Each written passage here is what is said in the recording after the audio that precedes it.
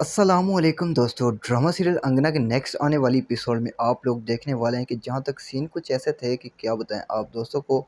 तो सबसे पहले कि यार तैमूर बेचारा मर गया तो उसके दुख में ही हैं इधर जहन के घर में, यानी कि तीनों बहन हैं।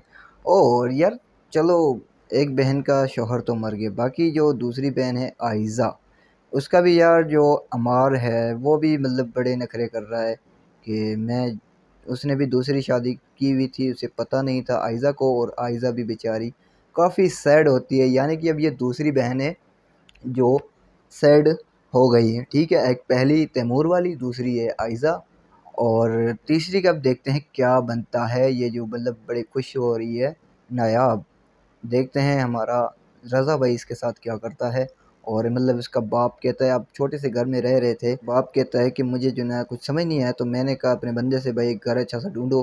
घर ढूंढा और घर में शिफ्ट होने के लिए तैयारी कर रहे हैं। तो अब देखते हैं क्या सीन बनता है। तो आप दोस्तों का क्या ख्याल है, आप दोस्तों की क्या राय है इस छोटी सी वीडियो, छोटी सी अपडेट, छोटी सी राय के हवाले से।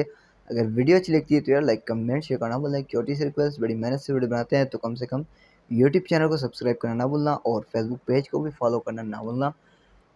तो इंशाल्लाह मिलते हैं नेक्स्ट वीडियो में, तब तक के लिए अल्लाह हाफिज़।